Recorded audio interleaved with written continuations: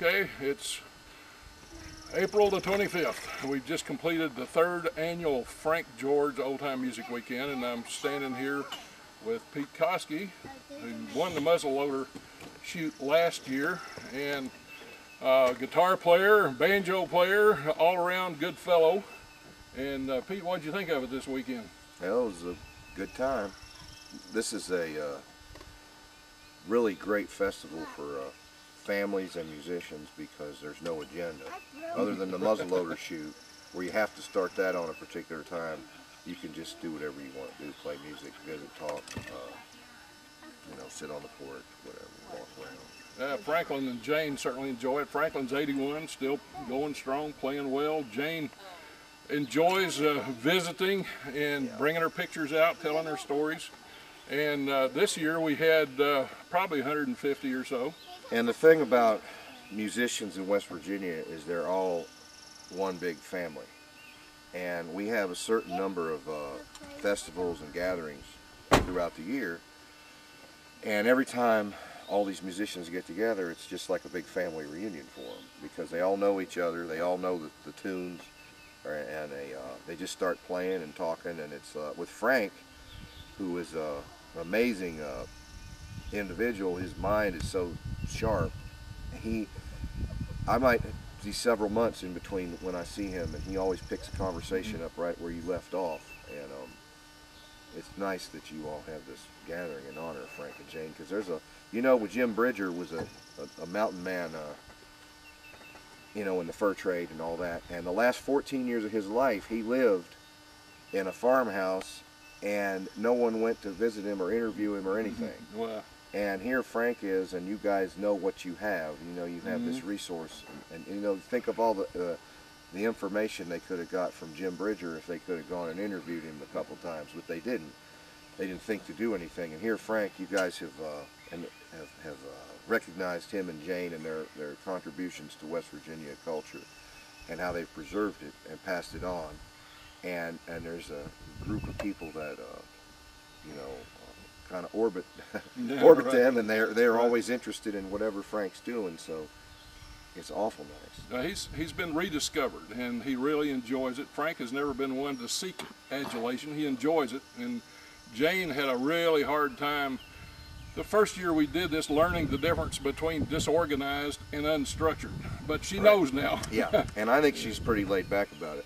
The other aspect I really like about this that makes this a very unique event is most of these music events, there's just music, and then you might have somebody doing a few crafts, and of course you've gone downhill if you get the face painters in. But you guys got the muzzleloader shoot, which I think is really great, because some people look at Appalachian culture and they just want to pick out certain aspects.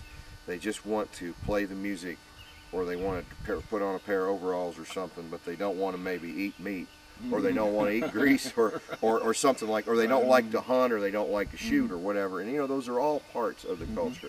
Music is just one part of it.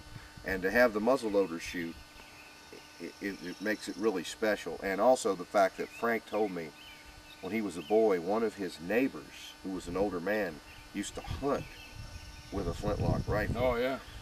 And that's in the 20th century. So, muzzleloading never quite died out in West Virginia like it did in other places. There was always somebody using muzzleloading rifles. They started making reproductions in the 50s, real big factory reproductions. But there was always gun makers making them, and always people shooting them. And Frank was one of those people. Wendy McClung, and Frank and Wendy represent the last of a group of men that I had the pleasure to know, most of them, who were all muzzleloader shooters, and they're all in their 80s or they're dead now. And Wendy and Frank, and then there was another guy that they both knew named Paul Perkins, who lived in Greenbrier County, and then Bill Boyd, and there was a number of others, Leonard Meadows, and the list kind of goes on. And they all shot muzzleloaders. They all grew up in the mountains.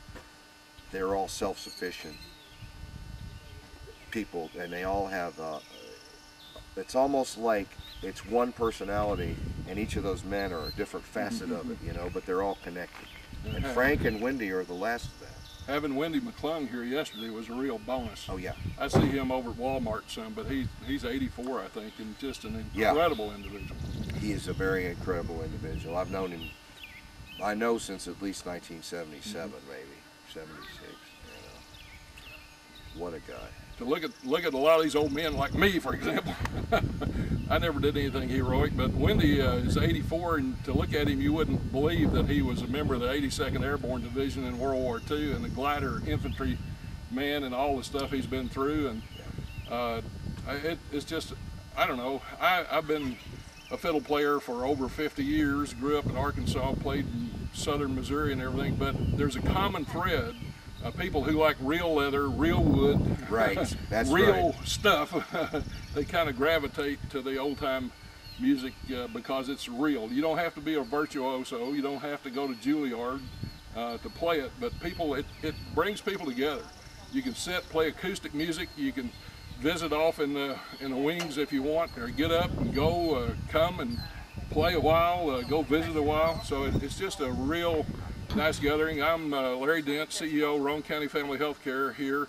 We do this with our Patch 21st Century Learning Grant Center. They supply a lot of kids. We want to really introduce the values of Appalachian culture to the young people. And Frank represents a generation of people who learned music from other people. Right, and that's now, gone. He did learn music from any source he could. Right. But he learned it first. He learned it directly from other people. Right. And today, you know, that's rare for kids. They don't even understand that. They all have their iPods and, right. And they program when they want to make music. They download right. it.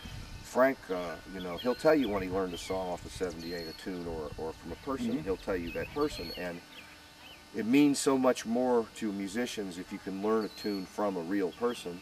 And then it's part of an oral tradition that goes back. Like if you learn a clawhammer banjo from a person, you're learning a tune that goes all the way back, the style goes back to the slaves. Right. So, I mean, you can't get any more. And you preserve the regional, you're preserving it, the regional differences too that you don't get off a CD. A lot of music just become homogenous. And also the bowing styles. And Wendy told me yesterday that when he was growing up, you know, if he needed something, he had to make it. Right. And these guys, what you're helping preserve here, you know, is not only the music of the region, but the values, the self-sufficiency. You know, you're not depending on, you're not assuming that that everything is going to be available. And you know, some of those rifle barrels Wendy had, he refreshed the rifle, and he had to make the tools. Right. Yeah. So. Well, thank you so much. Pete's a thank valuable you. member of this Thank you, community. Larry. You contribute an awful lot. We're glad to have you We here. appreciate you, Larry, for doing it. Thanks.